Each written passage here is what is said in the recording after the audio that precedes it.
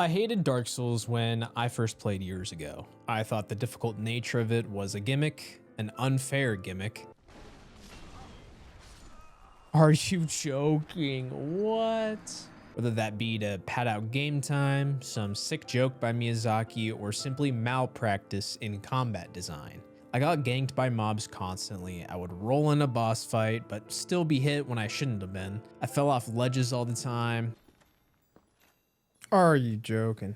The trek back from a bonfire felt unbelievably long. I wasn't having fun, and I was still in the beginning area. I quit Dark Souls the first time around, and to make it worse, I promised my best friend that I would play with him during this time. He was sad, and I felt bad. This was his favorite game series of all time, or at least one of them. I also felt like I failed myself. Everyone loves the Dark Souls series. Was I really going to just give up like that? Fast forward, I want to say like 3 to 4 years, a good couple of years after Elden Ring and Shadow of the Erdtree was released, and of course it was showered with praise. Listen, if you guys have seen my Final Fantasy X video, I got roped into FOMO constantly. When I see a generation-defining game being released, why wouldn't I want to get in on the fun? So, you know what I did? I got Elden Ring for PS5 and played for a solid about 20 hours before dropping it again. I failed for a second time, but at least this time I had an incredible amount of fun. I beat bosses that were incredibly difficult. I defeated a dragon without dying. I wanted to keep playing, but for some reason I stopped and went and played another game. In the year 2026, for the first time, I created a backlog of video games. Not even joking. I made a Google Sheets document and laid out the games I really want to play or replay this year. I wanted to beat my first FromSoft game, and it was only fair to go back to where it all began. I wanted to go back and beat Dark Souls. In fact, I was so confident that I would follow through with this plan that I used this Prime membership on the whole trilogy set and same dayed that bitch because I wanted to play right now. And it was the best decision I ever made. The first challenge to face in this game was creating my character. I think the safest course of action here would have to be going with a pure strength build. When in doubt, am I right? With that in mind, I decided to go with the Knight class and choose the Master Key as my special item. Now look, after playing the game, I understand now that I probably chose the most OP special item in the game. After all, it's what speedrunners always use. You get access to places much earlier than usual. I was given advice to take the pendant because the meme is funny. Start with the pendant because it's fucking useless. There's no point of it. It like does nothing. I tend to agree that using the meme item is indeed funny, but I ain't doing it on my first playthrough, dude. I need some sort of help here. I also was told to make my character the ugliest human in all of Lordran. But now listen, I followed suit with my character in DS2. In DS1, I somehow created Leon Kennedy. I look like Leon Kennedy. Yeah, you got the Leon part, actually. But with all that in mind, I found myself in a prison cell, in a place that doesn't seem all welcoming. This tutorial area was pretty simple, showing me the basics of light and heavy attacks, how to read messages on the ground, how to equip things, stuff like that. After the first go-around with the Asylum Demon and running away to a door in the corner of the room, I faced him again, but this time I had the element of surprise. The aerial attack. It made this fight very easy. After all, it's a tutorial boss. But upon making it to the Raven Nest, I'm finally let loose.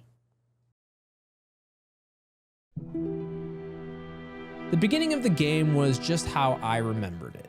The first time around, going through the Burg was terrible for me, but eventually I got used to it. Back then, I was heavily reliant on dodging rather than blocking with a shield. I thought that's what every Souls game was, but after using the shield a lot this time, there was definitely a place and time for it. The Undead Burg was just that. Also, don't you just love that euphoric feeling of finding another bonfire? Bonfire, thank you. But after finding that said bonfire, things got difficult again. Oh, who is that? Oh God. What do you mean? I did a sneak attack. The Burg is full of surprises, man, especially if you have the Master Key and decide to explore more than you should. Right after this, I met a character known as Havel. Am I going to hell? Oh no! But after dying countless times over and over again, I finally made it to the boss fog. the first boss I faced outside of the Asylum Demon. The first go around with this boss was poor, to say the least. This mace was doing piss poor damage. My dodging was awful and I almost fell off the boss arena. Well, did fall off. Oh, don't fall, don't fall, don't fall, don't fall, don't fall. I'm dead. What was annoying here was the archers that were on the tower. I didn't know at first that you could even get up there. The ladder was hidden very well in the shadows, and I was just very eager to get my first official boss under wraps. After the fact, I had this boss licking his wounds. Yes, that's when you go and get a free shot. What? Oh, Wyatt. You got this. You win these. Let's go. Yes, Wyatt. Let's go. How does it feel, dude? Feels great. Did you fucking climax, bro? I climaxed. After meeting the chillest character in all of Lordran, I came across the infamous bridge where I quit the first time around. I hate this place, dude. I tried crossing the bridge up top with the dragon, but I could just never time it right to get to the bonfire on the other side. For me, at least, the only way forward was the underside. Lucky for me, though, the level design is so f***ing incredible. I found the shortcut to the bonfire from before, so I was ready. I was ready to try this bridge over and over again. I was not going to give up like before.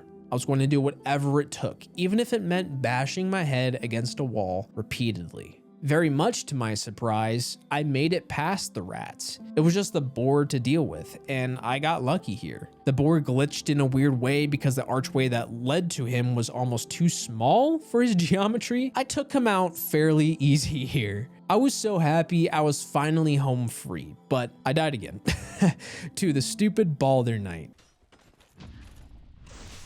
Oh no. During that moment, things weren't difficult. It's just the walk back that was grueling, especially that later half that's objectively more difficult. But it was something that I had to get used to. It wasn't going to get any easier from here on out. After dying countless times, I finally made it to the dual gargoyle fight. This thing was tough, and it's so funny because the first time around, it felt like I was getting the hang of it. This fight wouldn't be as long as it really was. I was getting my ass kicked. Nothing was working. No matter what, I would get a two-piece combo from each gargoyle. Oh, what?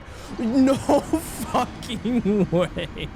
The next thought I had was to use the pine resin that I found back in the Berg. I mean, it worked, but I still was having trouble with my dodge timing, especially doing so against two enemies. So I held off using the pine resin for now, and at this point, I was just banging my head against a wall. It's a theme here, running headfirst into the fight and getting my whole body caved in.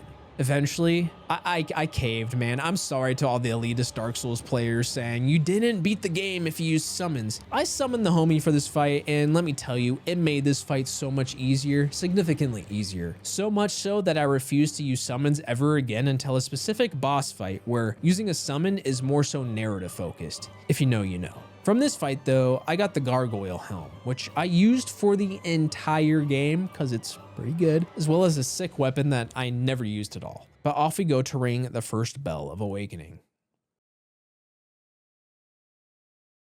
See, this guy right here honestly scared me. Doesn't he look like Mr. X with his whole outfit and shit? I'm so lucky I didn't accidentally swing on him because he is a very important vendor. With hindsight, he is one of the few vendors that can sell you a purging stone, an item that later on will become extremely important if under certain circumstances. Let's just give a moment of silence for those that accidentally killed this guy. But after this, I decided to explore the Berg and the parish just a little bit more. I rescued a character known as Lautrec in this little prison area. Once you rescue him, you'll meet him back at Firelink Shrine, and I'm just gonna explain something real quick here. Like every beginner Dark Souls player, you are probably going to do some amount of research. I decided to watch a dude named Fighting Cowboy for his first few episodes just to get the hang of hey, what's important in this game? What should I focus on? And unfortunately, I did kind of spoil myself. He explained that Lautrec has a side quest, and his side quest for the rewards you get is more so a slog and a headache rather than something worth it. because if you, let's say, push this guy off a cliff, the reward you get for doing that, it's almost identical as if you just killed him within the quest, minus the armor that he has, which in all honesty, like there's better armor in the game as you go along. So that's why he's dead. And I got the FAP ring out of it. One of the best rings in the game. Now, just taking a look back, would I have let this guy live and experienced what a new player should experience? Yeah, I kind of should have, but I'm not losing sleep over it. So, I mean, I don't know. You guys can tell me if I should have done this quest or not. So after this, I kind of found my way into Darkroot Basin for a little bit, and I was exploring. I found a serpent way out there, tried to take him out, didn't work. He is far over level than I am, especially when you like start to understand if you take this dude out, he becomes access to DLC. So yeah, I'll come back to this guy later. Other than that, I kind of looked around. I found a bonfire right next to a gate that you're supposed to open. Didn't know what opened it, so I looked around Darkroot Basin because, you know, your mind would think, hey, if I'm gonna open this place, might as well look around, see if there's like a ring or something. The short answer to this is no. I have to go back to Andre, which I'll explain later on in the game. Once I found that out, I kind of dipped out of Darkroot Basin for later and moved on. And after getting done with Darkroot Basin, I decided to come back to Havel and see if I could beat him. He was hard the first time I encountered him because I didn't know how he worked, but after realizing that he is a very slow enemy, you can just get behind him and surprise attack him. It does take a few hits, actually more than a few. I think it took me like a solid 15 minutes to take this guy out because I had like a really shitty weapon. But after beating him, I got probably one of the most useful rings in the game. It was Havel's ring, and it pretty much lightens your equip load. And as a character who's a pure strength build and mostly wielding heavy armor and a heavy weapon, this thing was a lifesaver because it allowed me to mid-roll. So if you can mid-roll as well as wielding heavy armor, you're just in a really good place. So I'm really happy I decided to get this guy early. But now progressing forward, if it wasn't for me being in a Discord call with my friend and him giving me hints, I would not have been able to find this door to the next area after ringing the Bell of Awakening. I know I've passed it like before. Maybe I just subconsciously thought that this door wasn't able to be opened. The game will give you an important item sometimes, but you'll go on these stretches for hours before even getting to the area where that item will be useful. I found myself forgetting constantly. Anyways, this place is genuine hell. I started to notice a significant increase in difficulty within this area. This was the introduction of dogs. Dogs suck because they do a lot of damage and they are really fast. Not to mention you have to deal with multiple at once because they're in packs. But not only that, but once you make it past the dogs, you run into these undead ninja guys that are even worse. And of course, it took me about 35 minutes to start to understand how to take at least one of them down without losing much health. And unfortunately, after I made it through all of that, I got to meet the Capra Demon, as well as some dogs, because why not? This boss arena was so damn claustrophobic, dude, I cannot begin to describe it. It was genuinely the worst boss fight arena in the game, bar none. I'm just fighting in this little box and dodging in this area. It's hard to pull off. This boss is fast and has huge ranging attacks. I had to rely a lot on my iframes if I can even get them. I really do think the fights between the gargoyles and the Capra Demon are sort of a thinning of the herd moment. These bosses are around the time where some players may quit playing because they either aren't jiving with the combat or they find the game too difficult and unfair. If you get past these boss fights though, you get hooked. I was addicted after I beat this guy. Nothing will stop you from beating this game. Just that constant euphoria of beating the boss that was hard. It's like a drug. It keeps you wanting more. Next are the sewers, and I'm on the fence about this area. On one hand, it's not that difficult. The enemies here have small health pools and don't do that much damage. It's manageable. On the other hand, fighting your way around this area is infuriating to say the least. Maybe that's just me, but still. Also, there are these frog enemies. If you stand in their fart clouds for too long, you get cursed. I didn't get cursed until much later in the game, but it sucks to get cursed. It halves your health permanently until you use a purging stone. Yeah, don't get cursed. The next major boss fight to go through for me was the Gaping Dragon, a much more menacing and sickening name than what he really was. Probably one of the easiest boss fights in the game for sure. He is extremely slow. You just have to wait for his predictable moveset to end and then go in for the attack. The only really difficult thing about it was the amount of health he actually had. It's just one of the longer boss fights, at least it was for me. I beat him on my first try, and I'm proud of that. This guy also drops the Dragon King Great Axe that requires an insane amount of strength to wield, which sucks.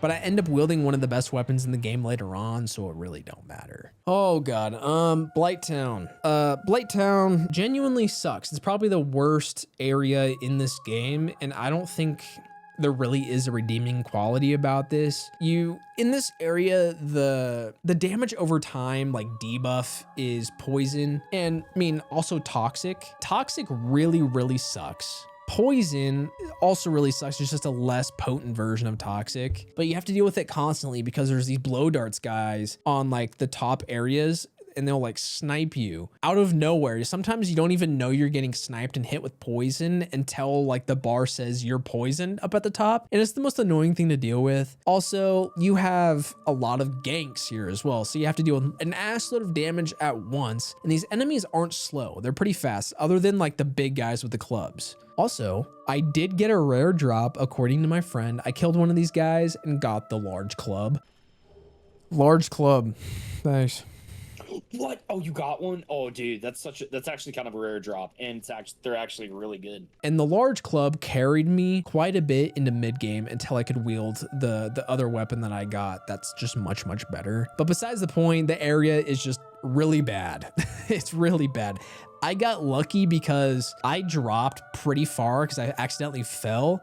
I dropped pretty far down. I didn't die, and it was right next to the bonfire. So I was lucky my first go around. Probably won't get that lucky next playthrough. And then once you get to the swamps, it's kind of even worse because the swamp water will make you poisoned as well, and you walk slowly through this area. So you're gonna get poisoned regardless whether like you avoid it or not. It's kind of hard to avoid it. It's just, I don't know. I'm playing Dark Souls 2 right now while writing the script, and no place is as bad than Blighttown. Maybe the gutter is as bad as Blighttown, but Blighttown was pretty bad. Once I got to that last bonfire near the swamp, you have no idea how happy I was. I was just ready to get out of here, dude. I think for any new player, regardless of which route you go first, it's going to test your patience to the absolute limit. If you go through the graveyard first and then into the catacombs and not know what the hell you're doing, it's going to be miserable. Or if you go down into the Valley of Drakes first, it's going to suck because you're severely underleveled. And if you take the path I did, which seems to be the best progression route, you're going to go through one of the worst areas in the game early on. But I think the beauty of Dark Souls is after you make it through these areas successfully, after dying countless times, it becomes second nature. You understand the layout. You understand the weaknesses of enemies, when to dodge and attack at the right moment, or a lot of the time you come to understand that you don't need to kill every enemy in sight. After you understand which way you go, or if you unlock a shortcut, you get the courage to just say, screw these guys, I'm just going to blitz past them to get where I need to go. And upon making it to the swampy area where literally everything wants to kill me, including the water, I make it to Quelaag.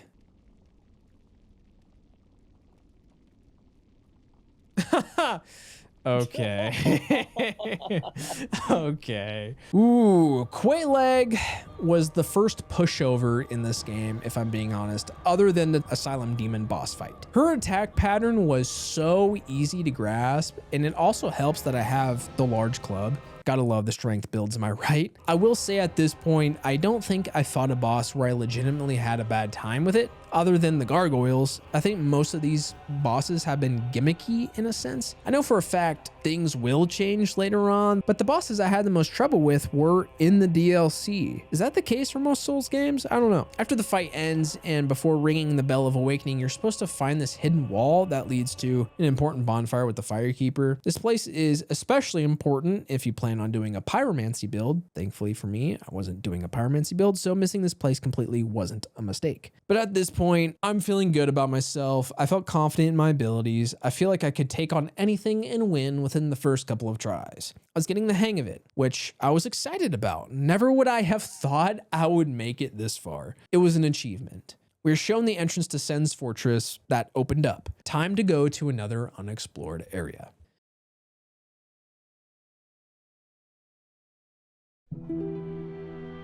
But before anything, I do want to take a moment here and talk about Firelink Shrine for a second. There are places in games where they have a certain feeling to them. I'm talking about like Whiterun from Skyrim, Novigrad from The Witcher 3, or Armadillo from Red Dead Redemption. These areas bring a sense of comfort, a place where it's a home away from home. Firelink Shrine is exactly that. It's an oasis in a place full of chaos, where everything wants to kill you. Not to mention, it's one of the few places that plays music out in the entire game. I love games that have iconic hub areas. I'm playing Dark Souls 2 at the time while making this video, and Majula falls into this bucket as well. But opposite Majula, the level design from Dark Souls 1 runs through Firelink Shrine, so every time you unlock a shortcut here, you gasp a little bit. I couldn't believe it when I unlocked the shortcut from the Valley of Drakes to Topside. Even the elevator that takes you from the parish back to Firelink, these moments just never cease to amaze me.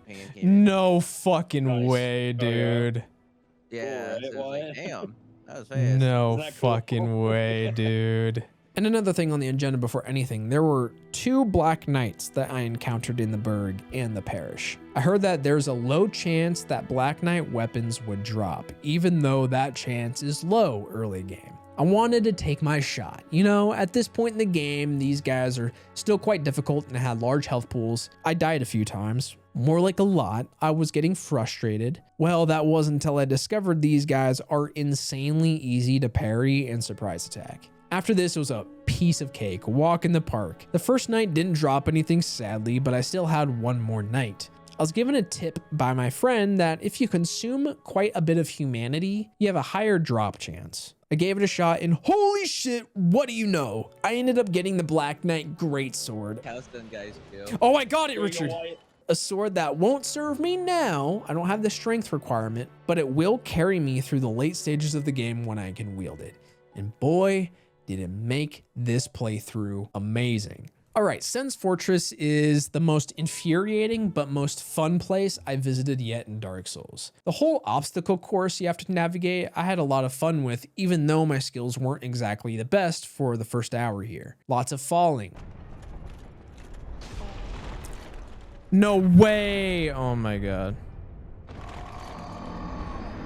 Dying from these snake enemies, the random Indiana Jones moments with rocks being pushed towards me.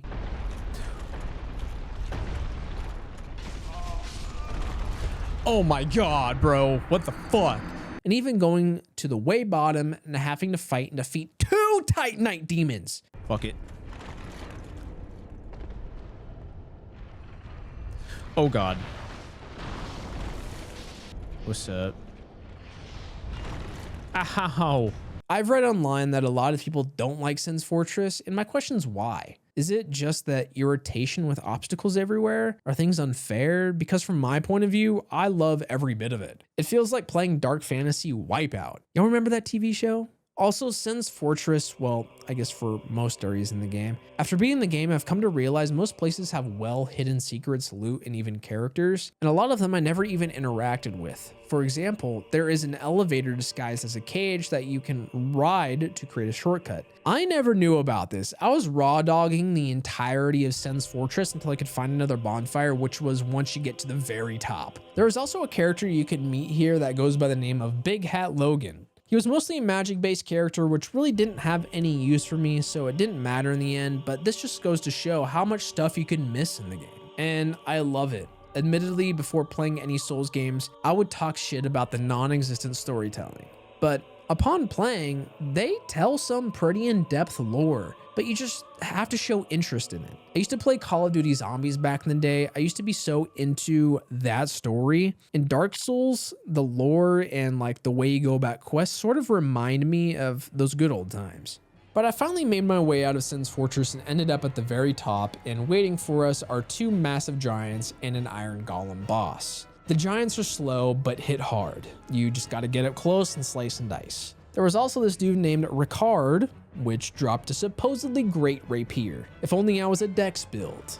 And in the chests, I found a rare ring of sacrifice and a divine blessing, which I never used for the entire playthrough because there was absolutely no use for it from when I was playing. Even if that was the case, I loved this encounter. It shows the strength that FromSoft has with their environmental storytelling. Who is Ricard? Why was he on the top of Sen's fortress? Which area was he a prince in?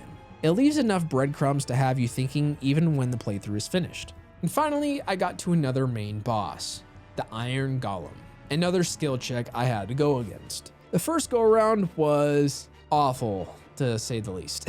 I think I would have gotten this boss down first try if it wasn't for this dude chucking flame boulders at me before even entering the boss gate. This dude had my screen shaking constantly. With that in mind, I knew where this guy was and took him out no problem. But after beating this Iron Golem, probably my favorite moment in the entire game happens. Seeing Anne Orlando for the first time. Where am I going?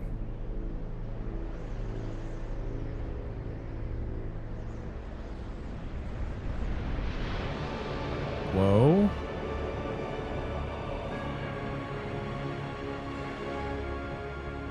What is this place?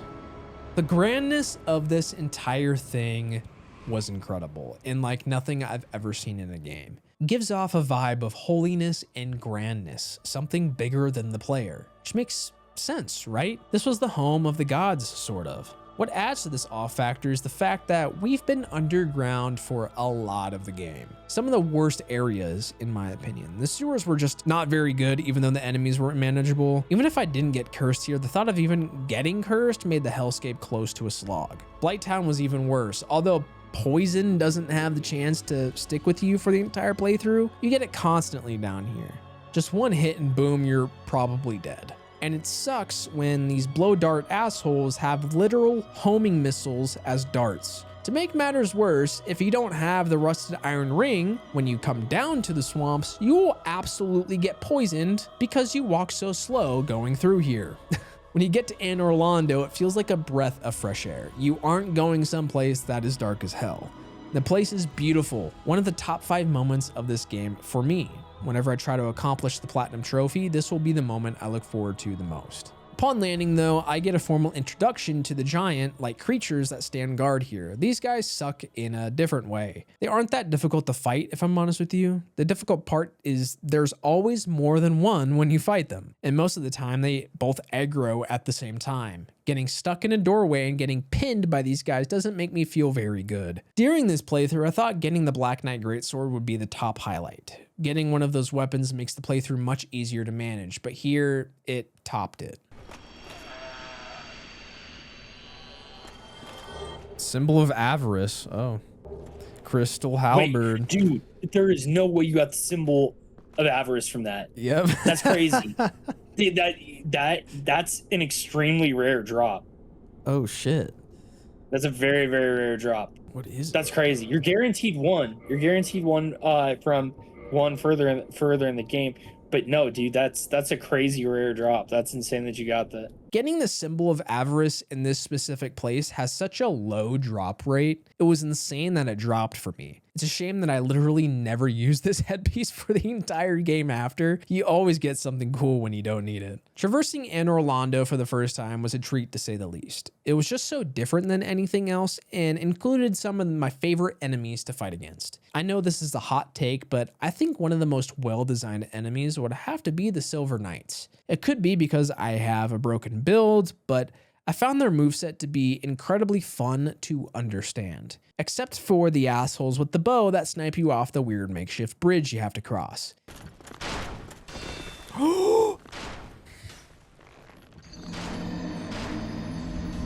Even though I took them out easily, there were a few times they annoyed the hell out of me. I'd imagine other people have the exact same feeling.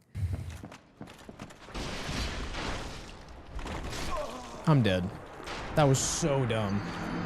After turning the bridge to the correct position, I decided to go to the ground floor of that palace area. After taking out these annoying throwing knife dudes, I came across this massive painting that isn't conspicuous at all. It tells me I needed an item to interact with this thing for a different time, I suppose. Now, for one of the 2 boss fights that made this playthrough insane, none other than Ornstein and Smo. This fight took a while. Ooh, you got lucky. Oh my god, I'm fucking dead. God. You're getting closer though. You're getting so much closer. Smo was kind of a pushover, if I'm honest. He's slow, his moveset's pretty easy to avoid and dodge, and he's big. His hitbox is easy to connect with, but Ornstein, immediately after going through the fog door, you get fucking blitzed by this guy. Did you pray today? Oh my god! And going against both guys at the same time is just absolute hell. But right after I beat them, it was one of the best feelings I ever had playing a video game.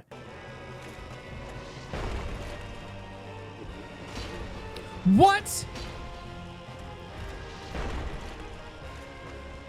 Get his ass quiet. Let's go. Finally. Did you beat?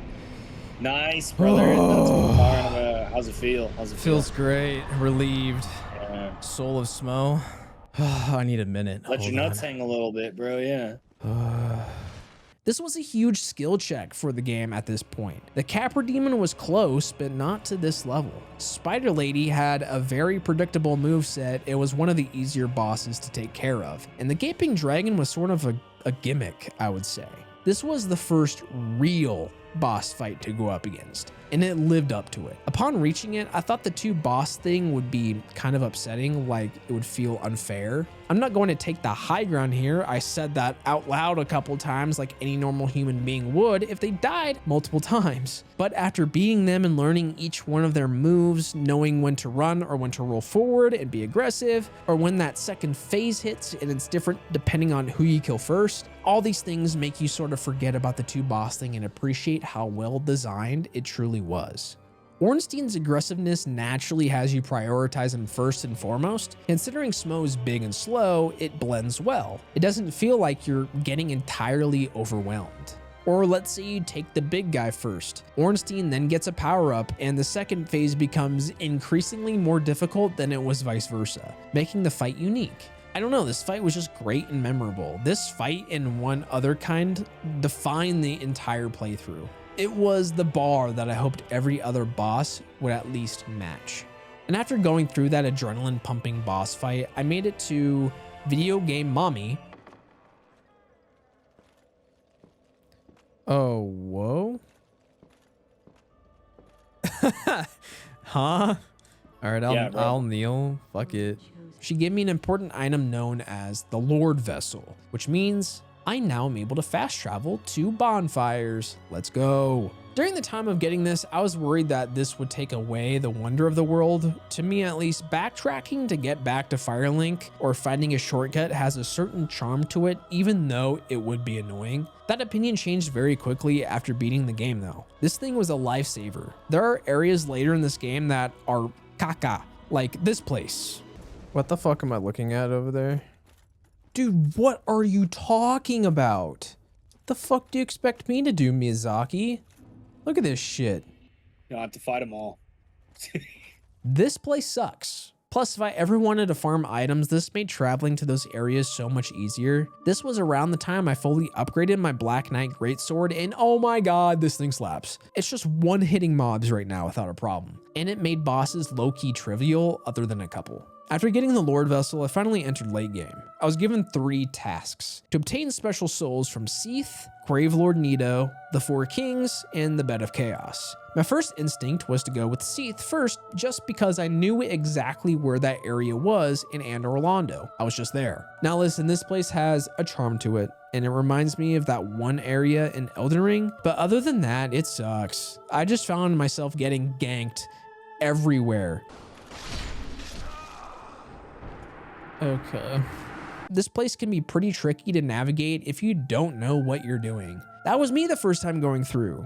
and I kind of got lost at times. There are a couple of staircases that you can rotate to a different area. This tripped me up more than you would think, and it really isn't the worst part either. The worst part is going into the crystal cave. It wasn't because the mobs were difficult, Seath was difficult, or any of that. It wasn't difficult. It was the damn run back in the area that I was in. Not only is this run back long, but there are also areas in which the floor is invisible, only illuminated by glowing orbs so you don't fall to your death.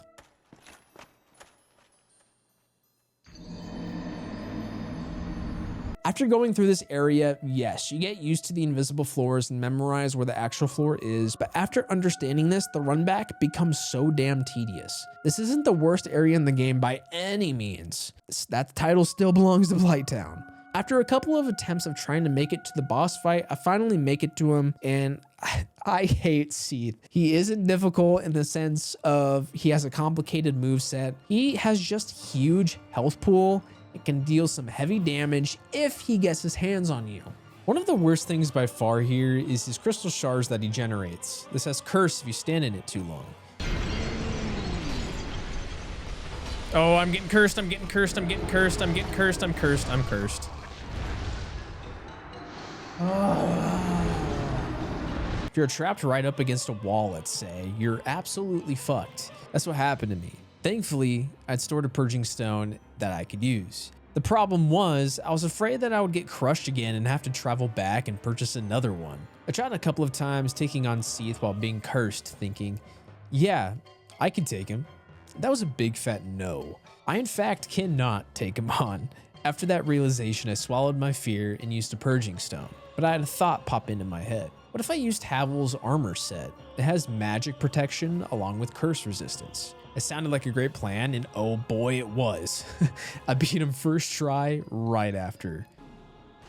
Yes. We beat him.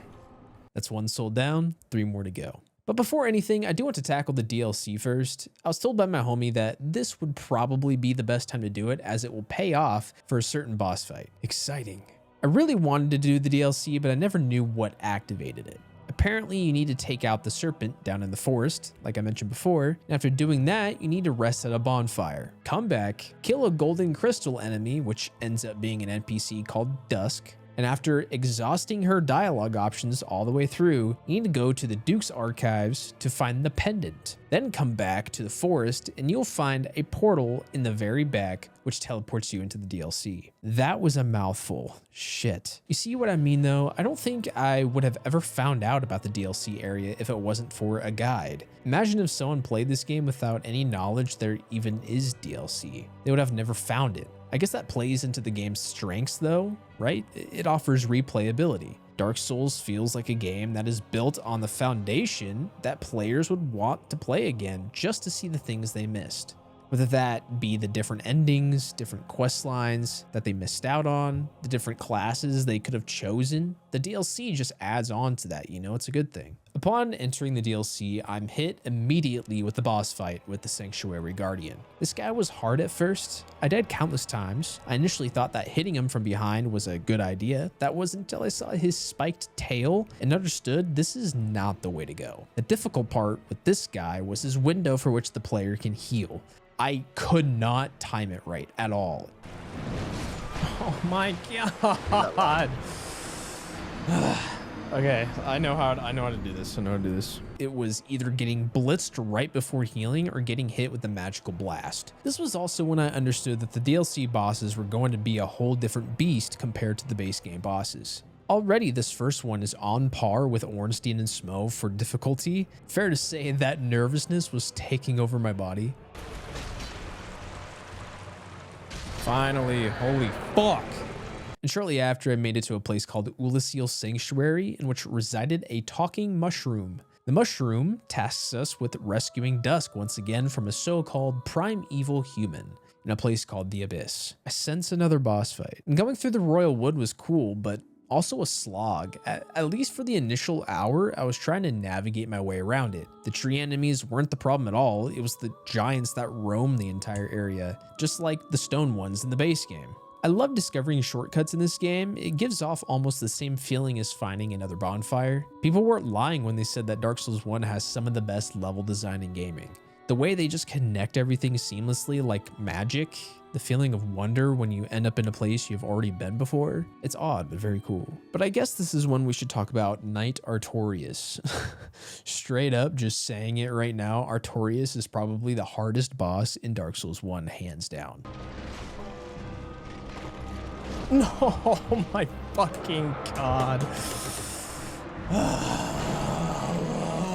I struggled so much against this guy. Maybe it just depends on the build you're running. With my pure strength build, it probably isn't the greatest. Artorias is like very fast. My slow, chonky boy won't do well against that. I'd imagine if I were to light roll during this fight, things would have been easier. What makes this fight interesting is that he gets 3 different power-ups depending on the status of his health. The first go around when I tried to disrupt the power-up, it worked. I stunned him and it didn't activate. But for the other times, I had no idea what to do. Like, it would not work. Skill issue? Yeah, I know. But after beating him, it was the most euphoric experience of my Dark Souls playthrough. Nothing will ever top this, at least for the time being. Let's fucking go! Oh my god. There you go, watch. Damn, there you go. Oh my god. So fought Artorias and won, bro. But after beating him, it was time to delve into the abyss. I never really liked Tomb of the Giants or the Catacombs. I hate the total darkness. It just reminds me too much of horror games. I refuse to play them. I'll explain more later in this video, but going through it again here was certainly a trip. At least it's not Tomb of the Giants level of darkness without the lantern. That was awful to go through. For me at least, I just followed the ghost dog. I'd imagine it would lead me to someplace, and at first I thought it was meaningless. I saw nothing around here. I was going around in circles. If it wasn't for me like Googling what I was supposed to look for, I never would have known. There would be an invisible wall where you can save a dog. Not only that, but the dog becomes a summon and is important for story reasons. A way around this would be for me to play it online. That way it would have been easy. A sign saying illusion ahead. I do have online now and it makes my playthrough for Dark Souls 2 better, but I also wish illusion walls kind of weren't a thing. It's almost meant for guides. Maybe it's just me, I don't know. I've probably said this before and I'll say it again more than likely, but I love the vibes I get from these dark areas in the game. I know I said it was just awful, but like, I don't know, just like the feeling of being in there and not knowing what's ahead is also sort of fun. I don't know if that makes sense. And this is especially in the Abyss, where all you see are monsters and large humanities. It forms questions from a narrative perspective. Why are these humanities here? Why are there so many of them? Are the monsters here actually people? Are they just corrupted?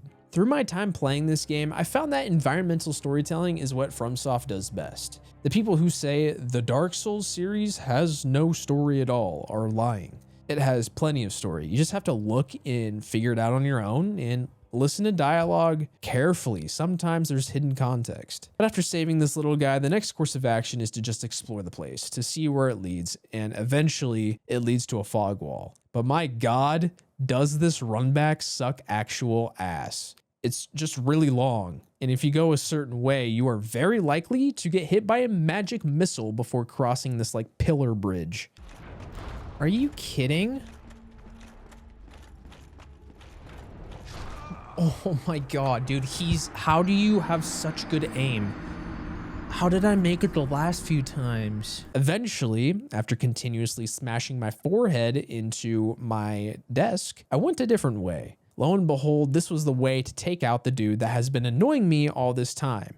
Regardless, even when taking this guy out, the run back is still too long.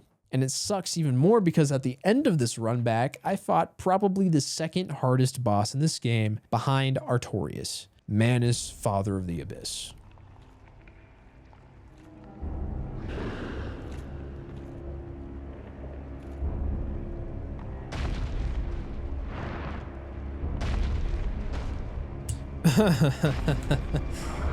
Oh, good luck, Wyatt. First, I want to say like 5 times I went at this solo with no summons. I had a hard time, dude, especially wielding the Black Knight Ultra Greatsword. I was slow and Manus spams a lot of attacks. The worst of which is when he sends out a wave of like dark magic orbs that when they hit you, they do a ton of damage. I found, at least for the big enemies in this game, it's better to not use lock-on at all. It is very unreliable. The lock-on usually aims for the chest for all enemies, and for big enemies, you can see how that can become an issue. Plus, it's harder to sprint when you're locked on, so not engaging with it here helped out like a lot. But even then, I was still having trouble with his second phase. So I summoned, and I don't even care. You guys can't criticize me too much here. I only summoned twice during my playthrough. I think here with Manus, it felt right though, because none other than the pup we rescued earlier is the summon in question. It's Sif. Sif, if I'm honest, doesn't do damage at all. His sole purpose during this fight was to pull aggro, and even then, sometimes he failed at it. This fight was still difficult, even with the summon. Eventually, I beat him.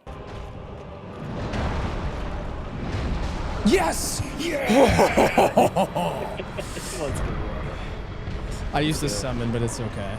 I felt great after doing so, but after beating him, it was just silent, with none other than Dusk herself laying on the ground crying. It was sad, you know? It almost felt like my deeds for defeating Manus didn't matter. The damage was already done to Dusk. Every time you try to interact with her as she's lying on the ground, she just sobs silently, and it makes you feel bad about what really happened. Moving forward, I was told by my friend that there was still one more boss when it came to the DLC, Calamite.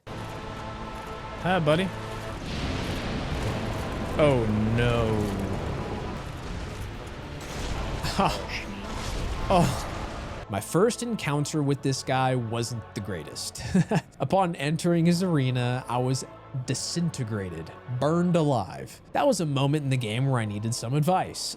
I have no idea how to ground this dragon and turn it into a boss fight, so I was told that I needed to talk to a certain character in a tower right next to Artorias' arena. After exploring longer than anticipated, I eventually found that tower with the giant blacksmith I first met in Anor Londo. And this guy was so cool.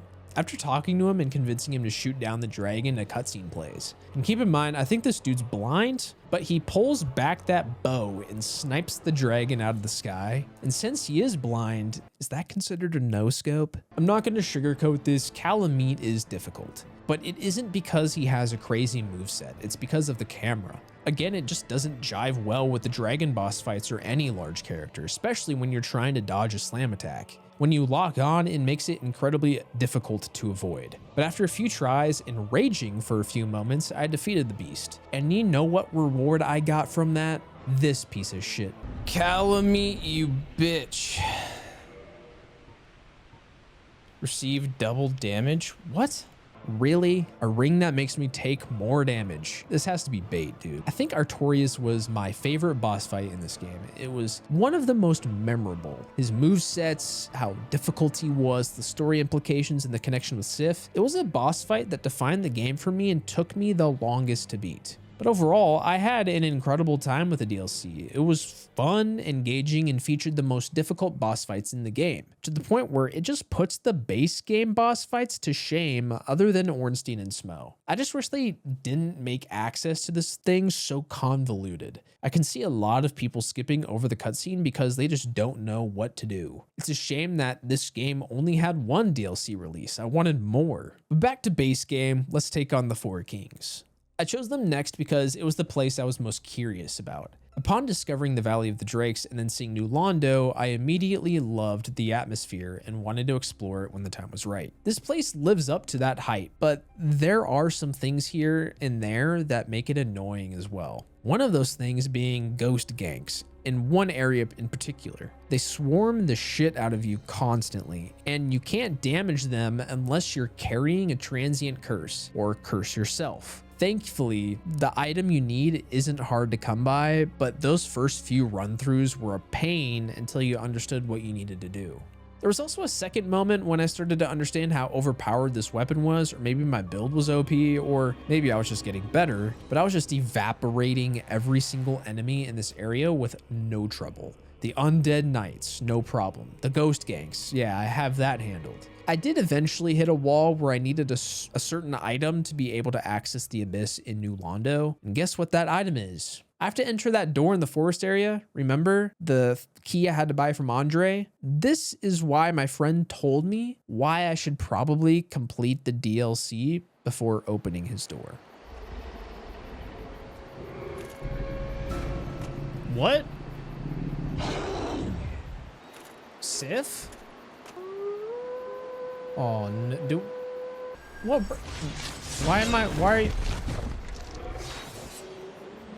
Why are we fighting? I help. Okay. Oh, I'm sorry, buddy. I'm really sorry. Sif. It's sad. Don't you feel fucking horrible, awful, no good, very bad for doing that, Wyatt? Yes, thanks, Richard. Yeah. This was one of the most emotional scenes in the game, and it was very unexpected. It had huge narrative significance out of what I got from the scene, boss fight, and what my friend told me. After rescuing Sif, she thought of the chosen undead as her last remaining quote-unquote friend. After losing Artorias to the abyss, and with that in mind, she fought the chosen undead to keep them from entering the abyss to end up having the same fate as him. Sif would rather take out the chosen undead than see them lose themselves to the abyss. And the fact that this boss was easy leads me to believe she was intentionally holding back. Hell, when you lower her health enough, she will start limping. I felt awful. It was such a stark difference between that and every other boss fight I faced where there was a sigh of relief after beating them. The Four Kings were kind of pushovers. I know the Four Kings boss fight isn't the hardest thing out there, but I was just hammering away at this game that I was once scared of playing because I couldn't get through the first area. Just looking back at how far I came during this game was something to just take a moment and admire. I'm beating this game no matter what. The funny thing was, right after thinking this, I entered the Demon Ruins and eventually lost Izalith. The Demon Ruins, it's not that bad. I found that fighting the bosses you once faced and annihilating them is a great feeling. Fighting the Taurus demon again in this area proves that point I was talking about earlier. I didn't like these centipede enemies though. They sucked,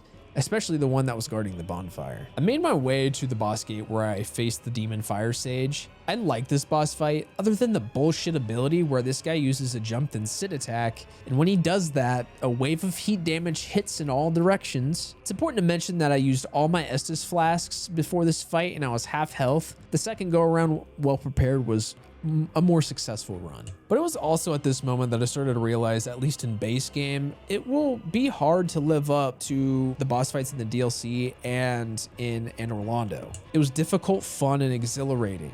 And after the end of that fight, I was breathing heavily from all the adrenaline. Since then, boss fights haven't been like that.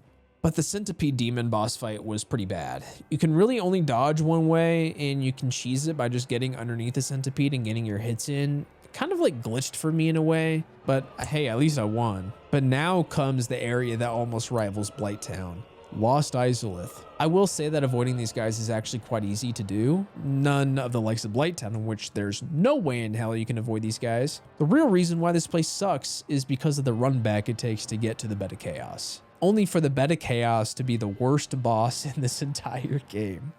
Oh, well, this is the Bed of Chaos.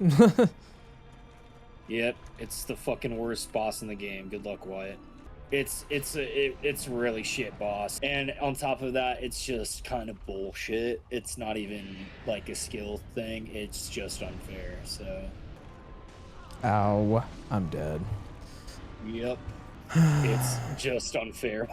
There's no trick. It's just unfair. It's fucking stupid. If you're smart, you would do what I did and Google bonfires in Lost Izalith, because once you do, you will find out there's a hidden bonfire behind a wall that makes this entire run back much more bearable. Also, if you haven't noticed by now, I don't have online features. If I did, I probably would have gotten the message from other players and wouldn't be venting right now. The Bed of Chaos was an interesting boss fight to say the least. The whole gimmick behind taking out the two orbs on each side, then killing the little bug thing in the middle with one hit, it just felt rushed it wasn't Souls-esque, I would say. It felt out of place. Not only that, but there were times when I would try to time a dodge perfectly when the Bed of Chaos swipes, but no matter what I did, I could never dodge correctly. For the people who did no hit runs on this game, I salute you, because I'd imagine this specific fight would be actual hell. Her attack just felt bullshit half the time. But with the Bed of Chaos slain, it's time to focus my attention on Gravelord Nito. To get to him, we must go through the graveyard, the catacombs, and finally, Tomb of the Giants. Initially, upon starting the game for the first time, I explored the graveyard a little bit, but I was quickly reminded that I am far underleveled. Not only that, but skeletons will always come back to life. And since then, I've steered clear of this place. Maybe it was because the place seemed scarier. Upon entering, I was right to be a little frightened. This place is dark. I found out that if you take out the necromancers first, the skeletons won't reanimate. And after that discovery, this place becomes trivial. And speaking of trivial, let's talk about Pinwheel, huh? Oh my god, I stuffed his ass in a locker on my first try. It almost felt like I could have taken this dude earlier in my playthrough and be well rewarded for it. I gained the ability to increase my Estus beyond 10, which would have been incredible for Ornstein Smo or even Blighttown. I find it hilarious they have this pushover of a boss that is in a relatively late game area. The Tomb of the Giants sucks. In part, it sucked because I didn't have a light source for the first bit. I fell constantly into the abyss below. At least this place had these sorts of like glowing orbs that would show me the safest way down, or at least close to it. I found an NPC up here that seemed nice enough at first, showing me an area that has a lot of souls and loot, whatever it was. I looked down there and a cutscene played, which can never be good. This guy pushed me down into the pit. I got all the stuff down there though, so that was cool. But the enemies weren't too hard. I eventually got a strange lantern, which was exactly what I was looking for. It allowed me to see, so maybe this whole scenario wasn't entirely bad. I will say, without the lantern, you can see the glow of the skeleton's eyes down here. It was a cool effect that made this place much more atmospheric and spookier. Probably my favorite area when it comes to that. Gameplay wise, yeah, this shit sucks even with the lantern. For the first half of this run back to Gravelord Nito, I didn't see the other bonfire that was down here. Much closer to the boss fight, mind you. So instead, I had to run by tons of skeletons, as well as a Black Knight, that made things much more difficult. The giant skeleton dogs were the worst by far. They hit you like a truck and have a solid health pool. You can run by these guys for sure, but they will always get 1 to 2 hits in, or worse, if you get lost like I did, you may just run into a group you were running away from the first place and end up screwed. But finding hidden bonfires makes things much easier. The only thing I had to deal with were the baby skeletons and the bone tower guys. Gravelord Nito himself was kind of a gimmick fight as well, but not nearly as bad as the Bed of Chaos. I just have a thing against bosses that rely heavily on their mob enemies rather than their own moveset. I'm on my blind playthrough of Dark Souls 2 right now, and let me tell you, this shit don't get any better. But I think I beat Nito on my second try and honestly got kind of lucky with my heals. This now gives me the final Lord Soul, and I'm now to the final boss of the game. But before that, I had a cool area to check out. When I first went to Anne Orlando, I found a strange painting that told me I lacked a specific item to interact with. Considering I'm playing Dark Souls here, there was no way in hell I was going to figure this out on my own. Gotta pull out the guide. I guess I have to go back to Undead Asylum. I had no idea I could even go back there. To even get back there, I had to climb a high point at Firelink and curl myself into a ball because there's a raven nest there. And I guess this causes the bird to pick me up and take me back to the asylum like it did before. Again, I find this stuff very cool, but also a little odd. Why are we making these things so obtuse, needlessly complex? Again, you can clearly tell this was made for another playthrough in mind, but still. Upon landing at the Undead Asylum, they made this area significantly harder. The hollows here go crazy with their torches. If I came here early in my playthrough, I would have had a hard time. They even snuck in a Black Knight here. We also get an optional boss fight in this area. I walked into the asylum itself and the floor caved in below me. Hello, Stray Demon. The Stray Demon feels and plays almost identical to the Asylum Demon. I mean, it makes sense. Regardless, this guy is pretty easy to defeat because he's slow. And exploring this area a bit more, you end up encountering Oscar, the knight that saved you at the beginning of the game. And I love it when games do this, always tying loose ends up at the end of the game. No matter how small the detail, and the little details such as this can add so much, you know? I had no idea what would be in this area. Even if I didn't get any valuable loot here, this interaction alone was worth it for sure. It feels like the world is its own living thing. The doll I needed to get was in my old cell, fairly easy to find when entering the place. I then teleported to Anne Rolando to enter the painting, and oh my, this place wasn't what I was expecting. I mean, I guess you can tell from the painting a little bit, but I did not think I'd be in a snowy area. I also didn't think the place would be as big as it was. It was gorgeous nonetheless, one of my favorites in the game. Going through the place itself, it kind of sucked. The enemies, at least. The hollows aren't the problem. It's these abominations that explode with toxic gas, and no matter what you do after taking them out, somehow, some way, they end up giving you toxic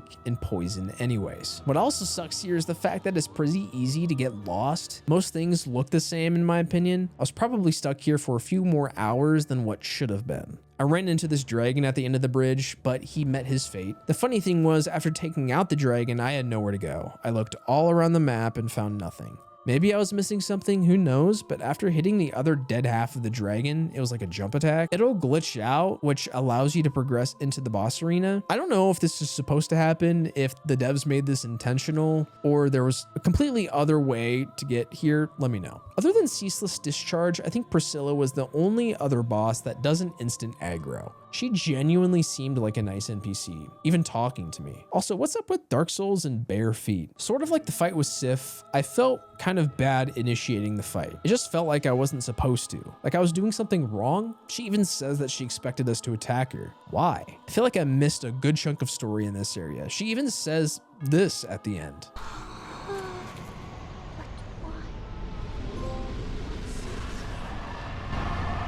Maybe this fight was pointless. Maybe I was just being gung-ho. From the sentence, it feels like I fought her for no reason. But that's the end of the painted world. Overall, like I said before, it was probably one of my favorite areas in the game besides the enemies. The fact that it's hidden and you have to go all the way back to the asylum to even access it, and even then I had no idea you could go back to the beginning of the game. The cool hurdles you have to jump through are pretty cool. I could have honestly gone through a few playthroughs and not even know how to access this area. It was very memorable. But here comes the sad part, a very, very sad part. We're at the end of the game. Here we enter the Kiln of the First Flame, in which we proceed to talk with Frampt, and the gates open for us. This place is awesome, and it has a lot of story implications as well. As soon as you enter through the doors, you are sort of in a portal area, if that's the right term to use. Each wall to the sides, it's blaring with white, and shadows of former knights passing back and forth. What the fuck am I looking at? What are these guys? Are those just black knights? With some more research here, these are the lost souls or remnants of those knights the day Gwyn gave a soul to the bonfire. Probably the coolest visual storytelling I've seen in this game so far. And it isn't just the ghosts you see either. The area is littered with black knights. The enemies that I once thought were unbeatable were now probably the easiest enemies to face. I parried so much in this area. It genuinely felt like I was mastering the game.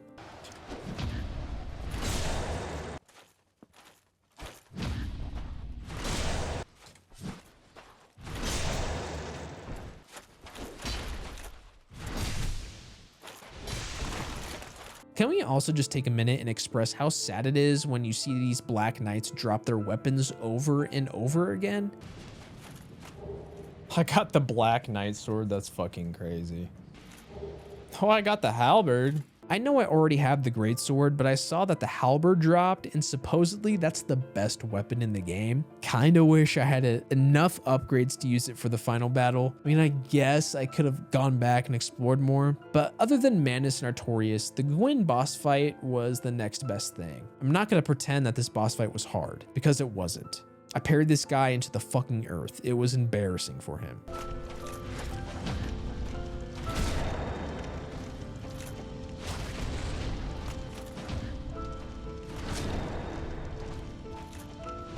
Heal up. Oh my god. Try it again. Oh my god.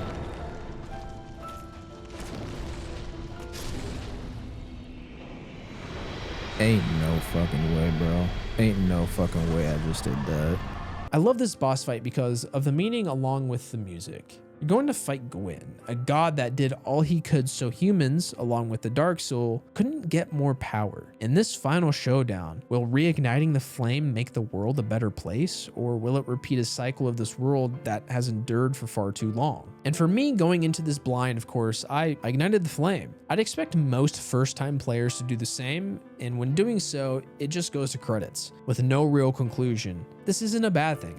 It kind of matches what the game is. As the chosen undead, you thought you would save the world and the suffering no longer going hollow. Instead, nothing changes. At least that's what it seems. The same thing will happen to the next chosen undead, and the next, and the next. I really love this about the game. It isn't afraid to be dark. It isn't afraid to be dreadful. I know that there's another ending where I could walk away from the flame if I talked to Kaith before Framped. I do plan on going through that ending on another playthrough, but I think reigniting the flame fits more overall with the theme of the game. Not to mention, even if you did walk away from the flame, I'm fairly certain it's implied with later games that someone else took your place. My time with Dark Souls 1 was one of the best I've ever experienced. It's on the level of Halo, The Last of Us, Cyberpunk, and God of War for me. The level design especially was something I haven't experienced ever. The feeling of coming to old areas and figuring out how they connect with others. In the skybox, you can see an area in which you will eventually be, and the direction you go actually makes sense. I'm looking at you, Dark Souls 2. It was just an experience I will never forget. And quite honestly, it puts me in a Soulsborne mood. At the end of writing the script, I'm almost done with Dark Souls 2.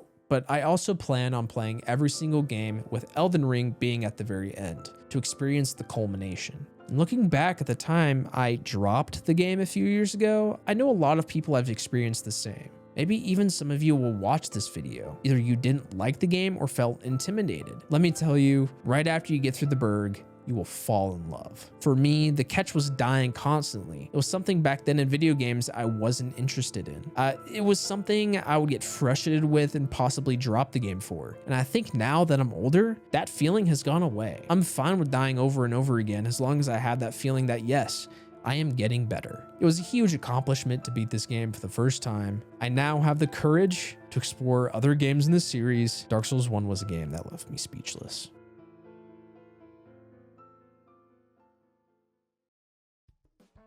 Anyways, that's Dark Souls 1, guys. Thank you so much for watching. I'm planning on doing every game in the series because I am addicted. I am very addicted. If you guys haven't already, go and follow my Instagram. I'm starting to upload a lot of shorts from my streams. And speaking of, go follow the Twitch. If you want to see me just play games and hang out, do that. I may end up streaming on YouTube as well. We'll see. That's a decision for another day. Anyways, thank you for waiting this long. It's just, I spent 41 hours on this game and it took me longer to write the script. It was pretty hard to do.